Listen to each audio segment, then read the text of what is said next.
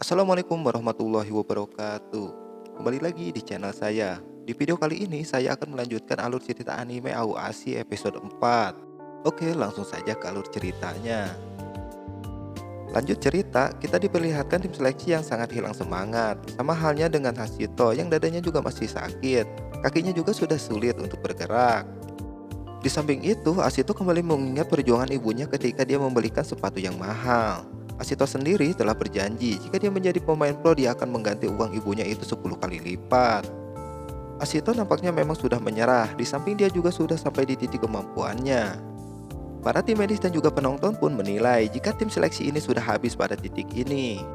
Meskipun beberapa pemain masih terus berjuang macam Tachibana, bisa kita lihat sendiri pemain nomor punggung 8 Kaneda bahkan cuma jogging-jogging doang dengan muka melasnya itu.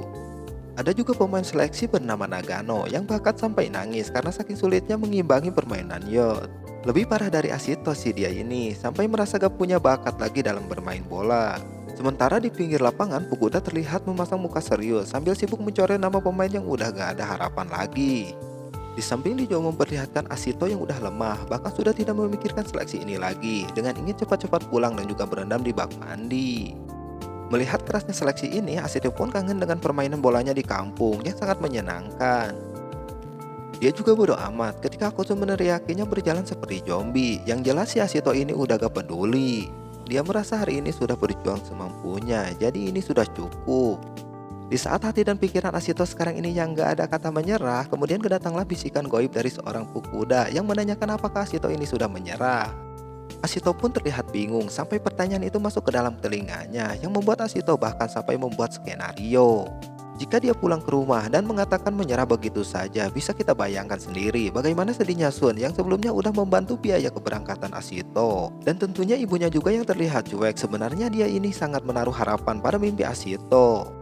Asito pun jelas menolak skenario yang sangat menyedihkan itu, dimana seketika ini juga terpacu dan menjadi semangat dengan berniat bangkit sekali lagi.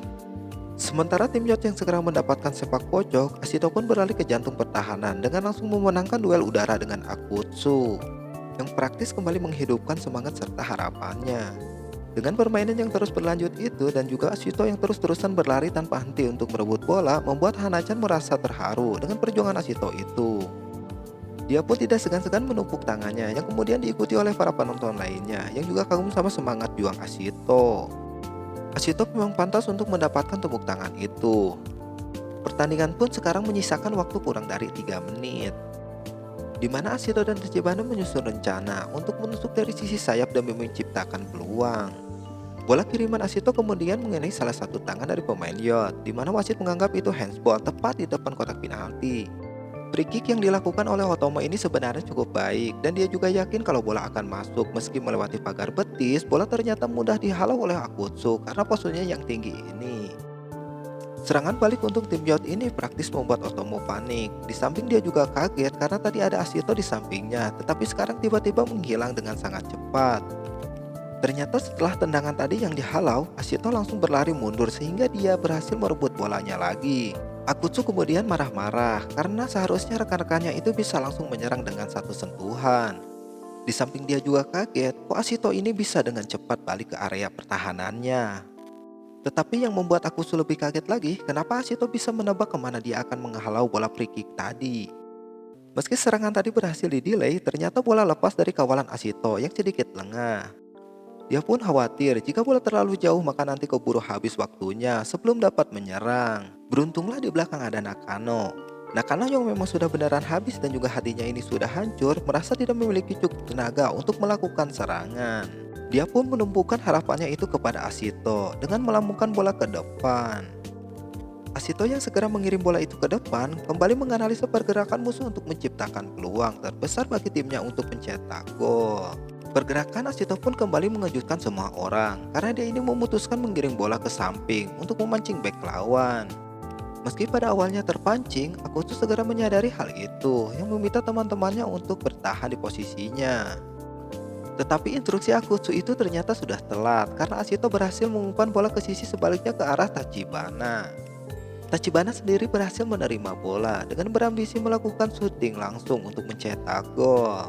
Namun aura goib Asito yang menginginkan bola itu disalurkan atau juga dipindahkan membuat Tachibana di persekian detik itu merubah keputusannya dengan mengoper ke tengah, di mana Otomo yang berlari tanpa pengawalan. Meski tendangan Otomo ini masih dapat dimentahkan oleh Akutsu, Asito tentu sudah memperhitungkan segala kemungkinan, termasuk juga bola tendangan Otomo ini masih dapat dimentahkan. Dan posisi Asito pun sudah tepat berada di bola mentahan itu, sehingga peluang ini pun berhasil dimanfaatkannya menjadi sebuah gol.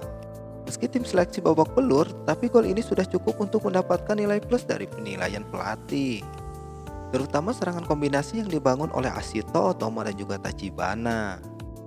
Tetapi yang jelas, kreator atau otak serangan itu sendiri udah pasti datang dari Asito. Dengan seleksi hari ini yang ditutup dengan kebangkitan tim seleksi, maka berakhir sudah ujian untuk para anak-anak baru. Untuk mengakhiri seleksi hari ini, para calon pemain akan diwawancari terlebih dahulu sebelum mereka dipulangkan kembali. Wawancara ini pun ditutup dengan para pelatih menanyakan tentang gol tadi yang berawal dari inisiatif Asito. Asito sih memang agak sedikit lupa dengan proses terciptanya gol tadi. Dia berusaha mengingat dan menemukan satu hal jika dia tadi berpikir dan melihat satu pergerakan, yaitu melihat pergerakan Otomo yang berlari ke arah sudut gawang. Asito juga sepertinya merasa Otomo yang tahu apa yang ingin dia lakukan. Dia juga berjaga-jaga jika tendangan Otomo nanti gagal, maka Asito masih bisa mengamankan bola. Asito pun berterima kasih kepada Fukuda karena telah membawanya ke klub Tokyo City Experion. Asito juga tidak peduli antara lulus atau tidak, dia tetap akan berjanji menjadi pemain pro. Kembali ke Ehim, untuk merayakan keberhasilannya Asito pun mentraktir teman-temannya di warung. Di sore harinya, ketika Asito ini sedang asik menghabiskan waktu bersama temannya, salah satu temannya kemudian menyadari jika ada surat di kantong belakang milik Asito. Ternyata surat itu dari Hana-chan yang sepertinya mulai kagum dengan perjuangan Asito yang dilakukan tempo dulu. Memang surat itu sendiri hanya berupa jadwal dan juga menu makanan. Namun teman-temannya itu pun pada iri karena sudah ada cewek yang mengagumi Asito. Bahkan cewek itu adalah adik dari pelatih utama klub Esperion. Sun pun kemudian mengusulkan ke Asito, jika memang Hana-chan ini adiknya, kenapa gak nelpon dia aja untuk mencari tahu hasil dari seleksi mereka. Asito pun setuju dengan kemudian keluar untuk menelpon Hana-chan. Di saat Hana-chan mengatakan moshi-moshi, di saat bersamaan juga ibunya Asito ini datang dengan membawakan hasil dari seleksi anaknya. Kabar baik, Asito akhirnya lulus dan resmi akan masuk ke Akademi Experion. Meskipun ibunya ini sempat membuka duluan sebelum dikasih, tapi yang jelas Asito pasti sangat senang dengan berita besar ini. Ibu Asito pun tentu sangat bangga dengan perjuangan anaknya yang sampai pada titik ini. Ibu Asito pun keceplosan ngomong. Dia mengatakan, entah kenapa sepak bola serasa merebutmu dari diriku. Inilah akhir dari episode 4. Gimana kelanjutan ceritanya? Tunggu di video selanjutnya. Wassalamualaikum warahmatullahi wabarakatuh.